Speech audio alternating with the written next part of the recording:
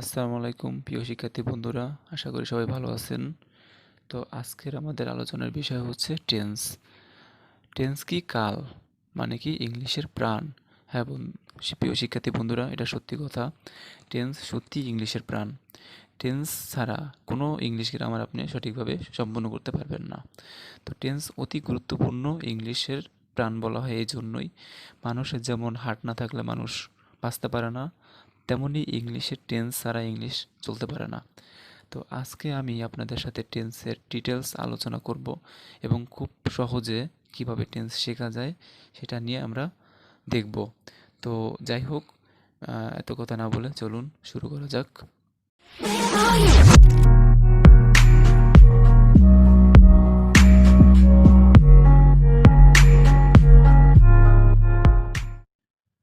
Tense মানে কি? কাল, ইংলিশের প্রাণ। টেন্সকে ইংলিশের প্রাণ বলা হয়। তো টেন্স কি? টেন্স হচ্ছে ক্রিয়া সংঘটিত হওয়ার সম্পূর্ণ সময়কে টেন্স বলে। তো টেন্স কত প্রকার ও কী কী? টেন্স তিন প্রকার: প্রেজেন্ট টেন্স মানে বর্তমানকাল, পাস্ট টেন্স মানে অতীতকাল, ফিউচার টেন্স ভবিষ্যৎকাল। তো আমরা তিনটা সময় পাই, সেটা হচ্ছে অতীতকাল, বর্তমানকাল, ভবিষ্যৎকাল। তো এই তিনটা সময়ে সংঘটিত হওয়াকেই মূলত টেন্স বলে। তো আশা করি টেন্স কী এবং টেন্সের প্রকারভেদ আপনারা বুঝতে পারলেন। এখন এই present tense, past tense, future tense এর প্রত্যেককেই চারটি ভাগে বিভক্ত করা হয়েছে। তো সেগুলো কি কি দেখেন। এক নাম্বার ইনডিফিনিট টেন্স মানে সাধারণ বর্তমানকাল। দুই নাম্বার হচ্ছে কন্টিনিউয়াস টেন্স মানে ঘটমান বর্তমানকাল। তিন নাম্বার হচ্ছে পারফেক্ট টেন্স পুরাঘটিত বর্তমানকাল। এবং সর্বশেষ পারফেক্ট কন্টিনিউয়াস টেন্স, এটা হচ্ছে পুরা ঘটমান বর্তমানকাল। তো আমাদের এখানে যে তিনটি টেন্স আমরা প্রথমে বললাম, present tense, past tense, future tense, এর প্রত্যেককে এই চারটি ভাগে বিভক্ত করা হয়েছে। তো এখন আমরা দেখব যে কীভাবে টেন্সটা আমরা শুরু করতে পারি ভালোভাবে। তো দেখুন, আমি এখানে লিখে রেখেছি যে টেন্স শেখার জন্য কিছু মশলা সম্পর্কে আগে জেনে নিতে হবে। তো দেখেন, যেমন আমরা একজন রাঁধুনি যদি ভালো রান্না করতে চায়, তাহলে তাকে সর্বপ্রথম কী করতে হবে? ভালো মশলা সম্পর্কে ধারণা রাখতে হবে। যদি মশলা কম বেশি হয় তাহলে ওই জিনিসটা আর ভালো হবে না। তো টেন্স শেখার জন্য আমাদের সেই মশলাগুলো কী কী চলুন দেখি। এক নাম্বার হচ্ছে নাম্বার। নাম্বার কি? এটা খুব ভালো করে শিখতে হবে। দুই নম্বরে হচ্ছে পার্সন। পার্সন কি? তিন নাম্বার হচ্ছে সেন্টেন্স কি? চার নাম্বার হচ্ছে পার্টস অফ স্পিচ কি? তো বন্ধুরা, আমি এই নাম্বার, পার্সন, সেন্টেন্স এবং পার্টস অফ স্পিচের আলাদা আলাদা ভিডিও তৈরি করেছি। আশা করি আপনারা এইগুলো আগে দেখে নেবেন। কেউ এইগুলো সম্পূর্ণ না দেখে না বুঝে টেন্স পড়তে আসবেন না। আর যদি আসেন তাহলে আশা করি কিছুই বুঝতে পারবেন না। তো আপনাদের কাছে অনুরোধ থাকবে যে আপনারা আগে এই চারটা জিনিস সম্পর্কে ভালো ধারণা নিয়ে তারপরে টেন্স করা শুরু করবেন। আমি আমার ভিডিও ডেসক্রিপশনে এইগুলো লিঙ্ক দিয়ে রাখবো, আপনারা এখান থেকে অবশ্যই দেখে নেবেন। তো দেখুন, তারপর কি আছে, কিছু ভার্বের সাথে পরিচিত হই। তো আমরা যে ভার্বগুলো পড়ি, তো আমি এখানে কিছু ভার্ব লিখে রেখেছি বোঝার সুবিধার জন্য, যাতে আমরা বুঝতে পারি। তো ভার্বের মূলত তিনটা ফর্ম পাওয়া যায়: present form, past form, past participle form. তো দেখেন, এখানে আমি কি লিখেছি।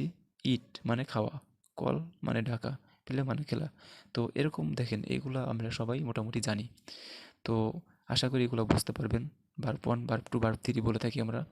তো এগুলো আমি লিখেছি জাস্ট যখন আমরা উদাহরণ দেব, তাতে যেন আমাদের বুঝতে অসুবিধা না হয়, তার জন্য আমি অল্প কিছু ভার্ব এখানে লিখে রেখেছি। তো তারপর তো দেখা যাক কি প্রেজেন্ট ইনডিফিনিট টেন্স। তো এখন আমরা জানবো প্রেজেন্ট ইনডিফিনিট টেন্স কি। তো দেখেন, প্রেজেন্ট ইনডিফিনিট টেন্স আমরা ওই পাশে লিখে রেখেছি যে সাধারণ বর্তমানকাল। তো চেনার উপায়টা কি? আমরা কিভাবে প্রেজেন্ট ইনডিফিনিট টেন্স চিনতে পারি? তো যদি আমরা বাংলা বাক্যের মাধ্যমে চিনতে চাই, তাহলে বাংলা বাক্যের শেষে আমরা আ, ই, এ, ও, অন্ত্যেষ্টিয়, ন, স এরকম ইত্যাদি থাকবে। আমি এক্সাম্পলের মধ্যে দেখাবো যে কীভাবে পাবো আমরা এগুলো। তারপর দেখুন, অক্সিলারি ভার্ব মানে সাহায্যকারী ক্রিয়া, এটা থাকবে ডুডাস। তারপরে সর্বদা মূল ভার্বের প্রেজেন্ট ফর্ম ব্যবহার করা হবে প্রেজেন্ট ইনডিফিনিট টেন্সে। তো দেখেন আমি টেন্সটাকে সেন্টেন্সের মাধ্যমে বোঝানোর চেষ্টা করব। তো প্রথমে আমরা অ্যাফার্মেটিভ সেন্টেন্স নিয়ে কথা বলবো। তো দেখুন অ্যাফার্মেটিভ সেন্টেন্সের বাক্যের গঠনটা কীরকম। সাবজেক্ট প্লাস মূল ভার্বের প্রেজেন্ট ফর্ম প্লাস অবজেক্ট। তো দেখেন আমি এখানে লিখেছি আমি আম খাই। তো খুবই সাধারণ একটা বাক্য। বাংলা বাক্যের শেষে কি আছে, খাই মানে রস্যই ই। এই যে দেখুন আমরা উপরে লিখেছিলাম যে ই। তো এখানে যেই শব্দগুলো লেখা আছে এগুলোর কেউ না কেউ থাকবে বাংলা বাক্যের শেষে। তাহলে যদি আমরা এরকম কাউকে পাই তাহলে সেটা কি হবে, প্রেজেন্ট ইনডিফিনিট। আমাদের চিনতে খুবই সহজ হবে। তো দেখুন এখন আমি এটাকে ইংলিশ করব। তো আমাদের গঠনটা কি ছিল, সাবজেক্ট। সাবজেক্টটা কি, আমি। ইংলিশ কি, আই। তারপরে প্লাস মূল ভার্বের প্রেজেন্ট ফর্ম। তো এখানে ভার্ব কি, আসলে ভার্ব হচ্ছে খাওয়া মানে খাই। তো খাওয়ার ইংলিশটা কি, ইট। তো তারপর কি খাই, আম, এটা হচ্ছে আমাদের অবজেক্ট। তাহলে কি, ম্যাঙ্গো। তাহলে কি দাঁড়ালো, আই ইট ম্যাঙ্গো। তাহলে আমি আম খাই। তো আশা করি বুঝতে পারলেন। আরেকটা এক্সাম্পল দেখেন, তারা বল খেলে। তো দেখুন তারা বল খেলে, তাহলে এখানে যদি এটাকে আমি ভেঙে বলি যে খেল যোগ এ মানে খেলে।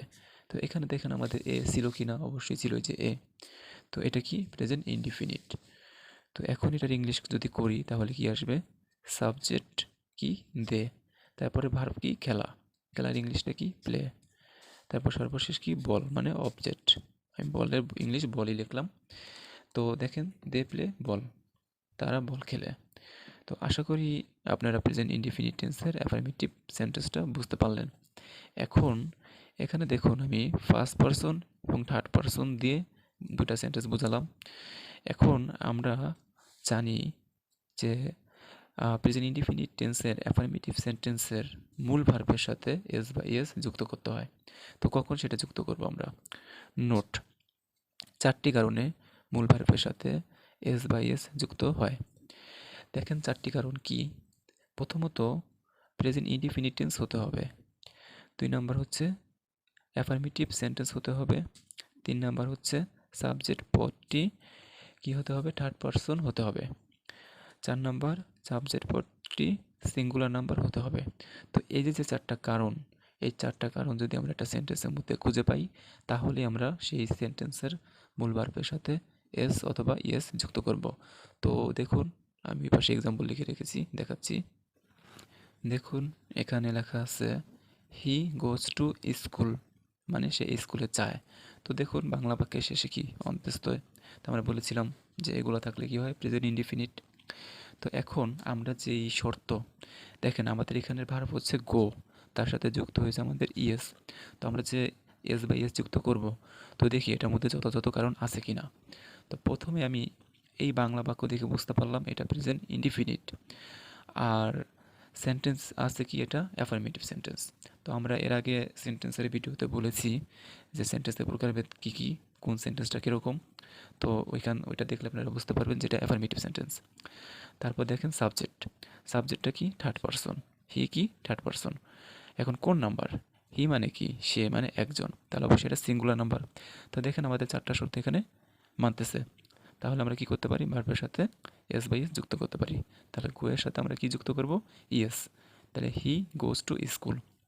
তারপরের উদাহরণটা দেখেন, করিম বই পড়ে। তাহলে দেখেন পর যোগ এ, তাহলে বাক্যের শেষে এ পাওয়া যায়। তাহলে এটা কি, প্রেজেন্ট ইনডিফিনিট টেন্স। এখন এটাকে যদি আমরা ইংলিশ করি, করিম, দেখেন সাবজেক্ট করিম, করিম। এখানে পড়া হচ্ছে আমাদের ভার্ব, তাহলে রিড, আর অবজেক্ট হচ্ছে বুক মানে বই। তাহলে সাবজেক্ট প্লাস মূল ভার্বের প্রেজেন্ট ফর্ম প্লাস অবজেক্ট। তো এখানে করিম থার্ড পারসন। তো করিম থার্ড পারসন এবং কোন নাম্বার, সিঙ্গুলার নাম্বার, কারণ এখানে একটি করিমের কথা বলা হয়েছে। তো যেহেতু subject third person singular number, আর টেন্স তো অবশ্যই প্রেজেন্ট ইনডিফিনিট এবং সেন্টেন্স অ্যাফার্মেটিভ।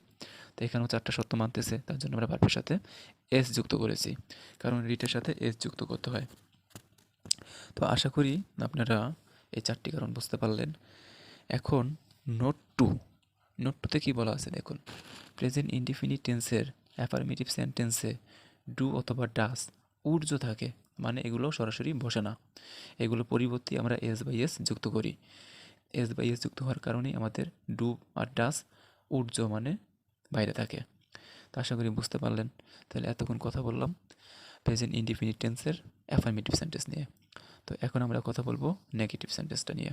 তো নেগেটিভ সেন্টেন্সটা বেশি কঠিন না, একই রকম, শুধু একটু পার্থক্য হালকা। দেখুন পার্থক্যটা কি, বাক্যের গঠন আগে আমরা বুঝি। প্রথমে আমাদের সাবজেক্ট, তারপরে যে ডু ডাস এতক্ষণ আমরা ব্যবহার করতে পারি নাই সেটা এখন আমরা নেগেটিভ সেন্টেন্সে ব্যবহার করব। তো দেখেন প্রথমে হচ্ছে আপনার subject plus do does plus not plus মূল ভার্বের প্রেজেন্ট ফর্ম প্লাস অবজেক্ট। তো দেখেন গঠন অনুসারে যদি আমরা লিখি যে সে বইটি পড়ে না, তাহলে সে বইটি পড়ে না এর ইংলিশটা যদি আমরা এটা থেকে করি তাহলে কি হবে, সাবজেক্ট সে মানে হি, তারপর কি টু ডাস, তাহলে আমাদের যদি subject third person singular number হয় তাহলে ডাস হবে, আর অন্য ক্ষেত্রে টু হবে। দেখেন আমরা নোটটা আগে একটু দেখাই। দেখেন নোটে বলা আছে সাবজেক্ট পদটি থার্ড পারসন সিঙ্গুলার নাম্বার হলে ডাস এবং বাকি সকল ক্ষেত্রে ডু বসে। তাহলে এটা অবশ্যই থার্ড পারসন সিঙ্গুলার নাম্বার, যার কারণে আমরা এখানে ডাস ব্যবহার করেছি। তারপর কি আছে নট, তাহলে আমরা এখানে নট লিখব। লেখার পরে মূল ভার্বের প্রেজেন্ট ফর্ম, এখানে মূল ভার্বকে পড়া, পড়ার ইংলিশ কি রিড, আর অবজেক্ট কি আছে বইটি, তাহলে কি দ্য বুক। তো তারপরের এক্সাম্পলটি দেখেন, আমি স্কুলে যাই না। তো আমি স্কুলে যাই না, তাহলে এখানে সাবজেক্ট কি আমি মানে আই, তারপর কি আছে ডু ডাস, তাহলে আমি বলছিলাম থার্ড পারসন মানে subject third person singular number হলে ডাস, তাহলে এটা তো থার্ড পারসন না, এটা ফার্স্ট পারসন, যার কারণে এখানে কি আসবে ডাস আসবে। তারপর কি আছে নট, তাহলে আমরা নট বসাবো। ভার্ব কি যাওয়া মানে কি গো, তাহলে কোথায় যাচ্ছি স্কুলে, তাহলে টু স্কুল। তাহলে আশা করি আমরা নেগেটিভ সেন্টেন্সটি বুঝতে পারলাম। তারপর কথা বলবো আমরা ইন্টারগেটিভ সেন্টেন্স নিয়ে। দেখেন ইন্টারগেটিভ সেন্টেন্স কি এটাও আমরা জানি। তো গঠনটা বুঝি, বাক্যের গঠন প্রথমে কি আসবে do does plus subject plus মূল ভার্বের present form plus object plus question বোধক চিহ্ন, এটা দিতেই হবে, না দিলে সেন্টেন্স কাটা। তাহলে এক্সাম্পলটা দেখুন, সে কি ভাত খায়, তাহলে এখানে কি প্রশ্ন করা হয়েছে। তো তাহলে এটা একটা ইন্টারগেটিভ এবং কোশ্চেন বোধক চিহ্ন আছে। তো এটা যদি ইংলিশটা করি তাহলে প্রথম কি আসবে ডু ডাস, তাহলে আমরা জানি যে সে মানে থার্ড পারসন সিঙ্গুলার, তাহলে এখানে ডাস বসাতে হবে। তো আমি ডাস লিখলাম। তারপর কি সাবজেক্ট কি সে মানে হি, তারপর কি আছে মূল ভার্বের প্রেজেন্ট ফর্ম, মূল ভার্বটা কি খাওয়া ইট, কি খাচ্ছি ভাত, তাহলে রাইস, লাস্টে কোশ্চেন বোধক চিহ্ন। তো এখানে আমার ইন্টারগেটিভ কমপ্লিট হয়ে গেল। তারপরে সেন্টেন্সটা দেখুন, তুমি কি ক্রিকেট খেলো, তাহলে এখানে আবারও প্রশ্ন করা হয়েছে এবং লাস্টে প্রশ্নবোধক চিহ্ন আছে। তাহলে এটার ইংলিশটা কি হবে, প্রথমে কি ডু ডাস, তাহলে তুমি মানে ইউ সেকেন্ড পারসন, তাহলে এখানে ডু আসবে। তাহলে প্রথমে ডু, তারপরে সাবজেক্ট ইউ, তারপরে ভার্ব হচ্ছে খেলা, খেলার ইংলিশ প্লে, আর অবজেক্ট হচ্ছে ক্রিকেট, তাহলে ক্রিকেটের ইংলিশ ক্রিকেট। তাহলে দেখেন ডু প্লাস সাবজেক্ট প্লাস মূল ভার্বের present form plus object plus প্রশ্নবোধক চিহ্ন, তাহলে ইন্টারগেটিভ সেন্টেন্স কমপ্লিট। আশা করি বুঝতে পেরেছেন। তারপর সর্বশেষ আমরা দেখব ইন্টারগেটিভ প্লাস নেগেটিভ। তো ইন্টারগেটিভ প্লাস নেগেটিভের গঠনটা কীরকম, একই রকম, এই আগের গঠন আর এই গঠন সেম, শুধু একটু পার্থক্য হচ্ছে নট যুক্ত করতে হবে। তাহলে do does plus subject plus not plus মূল ভার্বের present form plus object plus প্রশ্নবোধক চিহ্ন, এটা। তাহলে দেখেন আমি আমি কি বইটি পড়ি না, তাহলে আমি কি বইটি পড়ি না, এখানে একসাথে কি হয়েছে প্রশ্ন করছে এবং নাও করছে, তাহলে এখানে ইন্টারগেটিভটা দিতে ভুলে গেছিলাম, যাই হোক তাহলে ইন্টারগেটিভ থাকবে। তাহলে এখানে কি এটা নেগেটিভ প্রশ্ন করা হয়েছে, তো যার কারণে এটা ইন্টারগেটিভ প্লাস নেগেটিভ হবে।